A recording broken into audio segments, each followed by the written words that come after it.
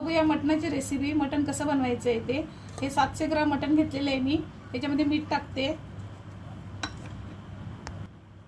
ही हळद, आणि मी फक्त 10 मिनिटं शिलाई करणार आहे. सिटी वगैरे काय ते कुकरमध्ये वगैरे काय टाकणार नाही आहे. असं 10 मिनिटासाठीच फक्त ठेवणार आहे, कच्च्यापणाचा वास जावा म्हणून. मी याला गॅसवरती ठेवलं, 10 ते 15 मिनिटं ठेवणार आहे. नाही याला शिजवणार नाही, असं काही पण नाही, फक्त 10 मिनिटं ते ठेवणार आहे याला, ह्याचा कच्चा वास गेला पाहिजे म्हणून. हे वाटण दाखवणार आहे. हे खोबरं आहे, हे अख्खा मसाला, लसण आणि 2 कांदे घेतलेले आहेत. आता याला मी भाजून घेणार आहे. भाजून घेते. पहिलं खोबरं टाकते, काढून ठेवते. हा अख्खा मसाला भाजून घेते. हे कांदा टाकते.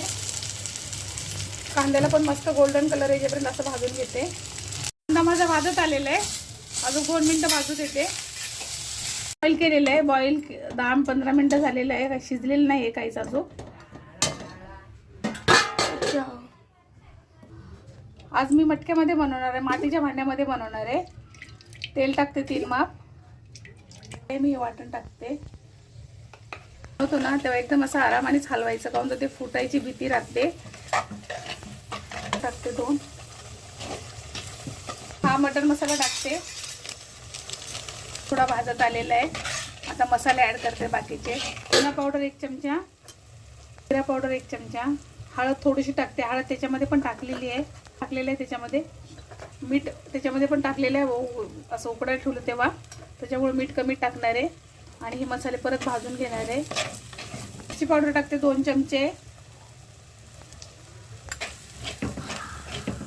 मसाला माझा भाजलेला आहे, थोडंसं पाणी टाकते. हे मोठी विलायची 5 मिनिटं असं स्लो गॅसवर देते ठेवते असं 5 मिनिटं.